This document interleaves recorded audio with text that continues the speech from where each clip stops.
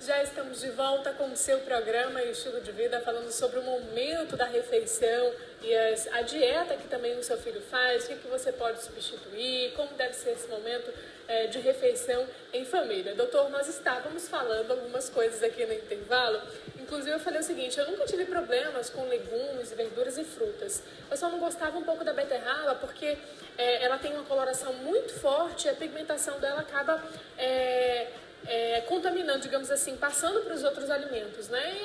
E eu não gostava por conta disso. E aí a gente estava até dando uma dica aqui nutricional, que era desidratar essa beterraba para que ela não consiga pigmentar os outros alimentos. Isso é uma dica importante, né, doutor? Porque quando a criança olha o prato, ela gosta do colorido e vai lá um elemento, acaba colocando essa mesma cor em todos os alimentos, ela talvez não aceite com bastante receptividade isso, né? Pronto, tocou no aspecto principal, né? O aspecto visual. A criança, ela é visual. Por isso que eu disse, a criança sentando à mesa, ela verá os pais comendo e o comportamento dela será de repetir o comportamento dos pais, porque ela está vendo as coisas acontecerem ali. E no prato, o aspecto visual, ele é determinante. Por isso que hoje em dia a orientação nutricional mais recomendada, mais aceita inclusive, é que o prato deve ter cor diferente. No mínimo 5 cores diferentes, o prato da criança. E aí, dentro de cada grupo de cor, você pode ter mais de uma opção. Por exemplo, se a criança não tem afeição, vamos dizer assim, não gosta da beterraba, implicou com a beterraba, etc. e tal, por que insistir na beterraba? Porque não existe em outro alimento, não oferece outro alimento que tenha as mesmas propriedades nutricionais semelhantes à beterraba e que não tenham a mesma, vamos dizer assim, rejeição da criança. Então aí tem o cará roxo, tem outras opções, né, que a mãe pode utilizar em substituição à beterraba. Mas o princípio básico é que o prato ele não pode ser de uma cor só. Já imaginou um prato branco, só totalmente branco? Ou seja, você colocar só arroz, só feijão branco, só macarrão branco, entendeu? Só batata, fica uma coisa, né, insípida, que a tendência é a criança não aceitar. Agora, se você colocar um prato colorido, constante do branco, que tenha o branco, tenha o preto, tenha o verde, tenha o amarelo, tenha o amarelo roxo, né? A tendência para a criança é ela querer experimentar essas várias cores e, portanto, ter uma aceitabilidade bem maior. E o exemplo dos pais conta e muito, né? Porque a gente estava falando aqui que você, na sua infância, não gostava do alface. E aí, depois de um tempo, começou a comer. Exatamente. Há que se lembrar agora, pegando o gancho disso aqui, há que se lembrar que a criança ela não precisa ser forçada a ser alimentada. Você tem que oferecer opções. Não se pode insistir em demasia para a criança comer determinado alimento, porque senão você incorre no risco de criar uma aversão a este alimento. Então você tem que incentivar a criança, que é diferente de insistir. Incentivar a criança é convencer a criança que ela procure o prato, procure aquele alimento. E se ela demonstrar que não aceita de jeito nenhum, não insista, não force a criança a comer. Procure outras opções, procure ser criativo na hora de oferecer o alimento, na hora de comprar os alimentos, inclusive, porque esses alimentos que são comprados é que serão levados à mesa. E substituir sempre pelo mesmo grupo de alimentos, né? A gente pode substituir, por exemplo, a gente estava falando sobre a selga e outras folhas também, que tem um gosto mais forte, mas aí se a criança não gostar naquele primeiro momento, pode substituir por outro. Substitui por outro semelhante, com a mesma propriedade, outra folha. Folhas tem a selga, alface, espinafre, agrião, bertalha, almeirão, tem uma infinidade de folhas, né? Couve roxa, couve branca, repolho roxo, repolho branco, etc. e tal. Então, tem muitas opções. Os vermelhos, por exemplo, a beterraba, a cenoura, a berinjela e o cará roxo são alimentos que se substituem um ao outro. Os brancos, por exemplo, batata, macaxeira, o inhame e etc. e tal. né? Os amarelos, cenoura, beterraba. No interior, inclusive, os amarelos, as pessoas usam até o mamão verde para substituir o amarelo ou o branco, porque a propriedade é semelhante, né? Principalmente o mamão papaya, que o mamão papaya tem uma propriedade proteolítica assim, bem interessante, que ajuda muito na digestão. Agora, a gente tem um hábito na nossa região que é muito comum.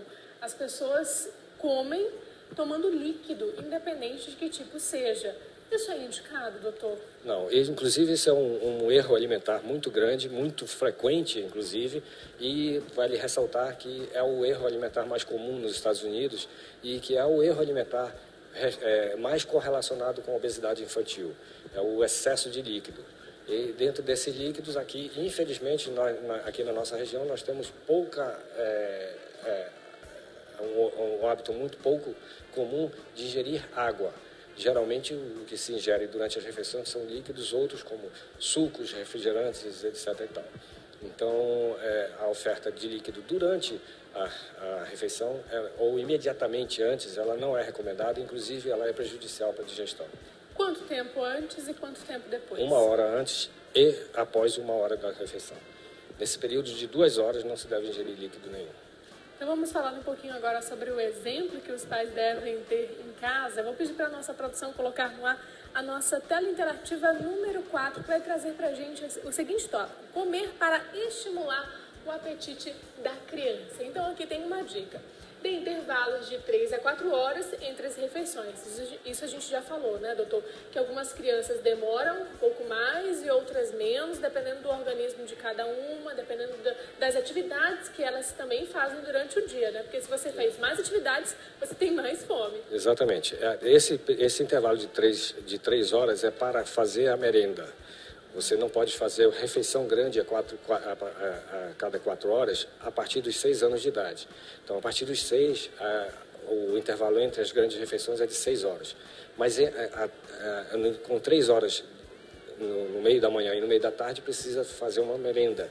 E essa merenda, o objetivo da merenda é evitar o jejum prolongado, que é no caso da refeição de 6 em 6 horas. Que tipo de alimentos deve conter, sendo inseridos nessa merenda, nesse lanchinho? De preferência, alimento rico em proteína. Isso aí não é uma dieta, uma refeição que é para substituir o almoço, ou só para evitar um jejum prolongado. Então, por exemplo, do ponto de vista prático, 2 fatias de pão com uma fatia de queijo ou de presunto ou de blanquê, né, sendo o queijo branco ou queijo amarelo, tanto faz. Se você quiser tomar iogurte, usa um iogurte acrescido de algum cereal desses que a criança gosta de tomar. Um potinho de iogurte é suficiente. E assim sucessivamente, basta criar atividade. E aquela questão do se sujar ou não durante as principais refeições, até mesmo no lanchinho, doutor? Olha, com relação à criança abaixo de 2 anos, isso é natural. Você tem que tentar incentivar a criança, instruí-la para que ela vá corrigindo o comer, propriamente dito, de forma a produzir menos resíduo possível. Entretanto, faz parte da natureza da criança brincar com o alimento. Abaixo de 2 anos, ela brinca mais do que ela come, portanto, sempre há que sujar um pouquinho ao redor do prato. Mas com a orientação adequada, a tendência é para a criança corrigir isso.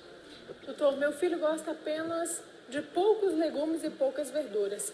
Ele pode sempre comer somente aqueles? Somente um, por exemplo? Não é o ideal. O que a gente deve fazer nesse momento? É tentar substituir por outros, do mesmo grupo. Ele só gosta deste aí, que, por exemplo, só gosta de folha. Não há que insistir sempre na mesma folha, há que insistir em folhas diferentes, porque, no geral, elas têm a mesma composição nutricional, entretanto, uma variabilidade existe de uma para outra.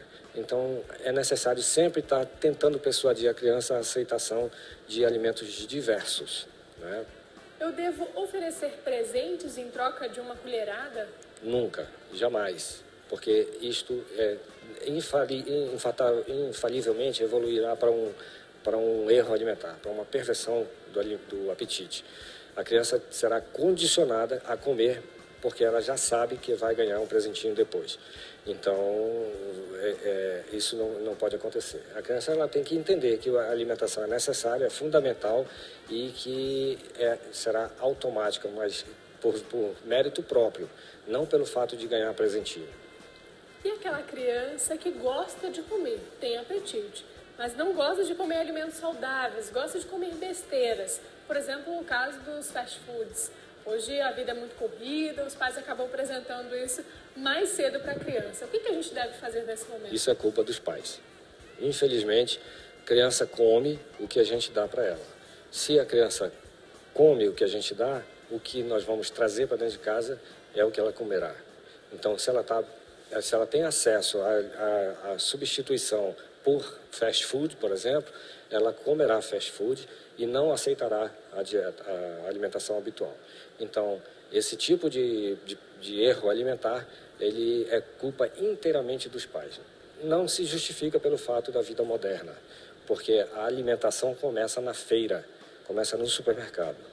Portanto, como todo mundo vai à feira e ao supermercado, nós temos que selecionar os alimentos ali naquela hora para trazer para dentro de casa. Então, se na hora da refeição a criança sabe que ela poderá recusar, que depois ganhará outro tipo de alimento, que não é tão saudável, não tem tanta digestibilidade quanto o alimento que ela deveria comer, ela fatalmente substituirá o alimento e só comerá o que estiver dentro desse padrão de fast food ou outros substitutos semelhantes. Doutor, já que a gente falou nessa questão digestória, como é que funciona esse processo no aparelho digestivo da alimentação da criança? Quanto tempo leva? É a mesma coisa que um adulto? A respeito da quantidade também? No geral, é o mesmo tempo de digestão, né? Entretanto, nós temos que levar em consideração dois aspectos. É que a quantidade de alimento que cabe no estômago da criança, proporcionalmente à do adulto, é muito menor. Entretanto, apesar disso ser um fator limitante, a digestibilidade na criança, do alimento naturalmente adequado para a idade, essa digestibilidade é muito maior. No adulto, não. Há uma lentificação do processo de digestão. E essa lentificação está relacionada principalmente pelo fato de haver uma secreção de enzimas e proteína, e enzimas proteolíticas no aparelho digestivo que demoram muito mais a digestão. Mas, no geral, é em torno de 2 horas a digestão total. Doutor, é muito comum ver crianças com algum problema relacionado ao trato digestivo? Interferindo na aceitação alimentar? É muito comum, muito comum. Eu diria que é uma das causas principais de consulta a nível ambulatorial. Das patologias que a gente costuma ver interferindo no hábito alimentar, fora a perversão do apetite propriamente dita, a constipação intestinal aqui na nossa região é um fator, é uma patologia que é muitíssimo frequente de causar alteração do apetite. E por que isso cada vez mais cedo, doutor, essa constipação? Por conta do erro alimentar, né? A gente volta a frisar. O erro alimentar sempre começa no supermercado. O que a gente traz para casa é que a criança comerá. E se ela está sendo confrontada com alimentos constipantes, porque nós compramos alimentos constipantes, ela comerá o constipante e, portanto, terá constipação intestinal e aí interferirá na aceitação alimentar dela. Doutor, a gente vai para um rápido intervalo, mas daqui a pouquinho a gente volta com mais dicas, falando um pouquinho a respeito desse momento da hora do almoço, para as crianças, de acordo com a faixa etária. Alguns pais relatam mais dificuldade, outros menos, e a gente vai entender um pouquinho a respeito dessas causas. Você de casa, não saia daí, lembrando que já pode enviar suas perguntas e questionamentos para a nossa produção através do WhatsApp. Anota aí, 92, código de Manaus, 981 11 45 12. Nós voltamos já.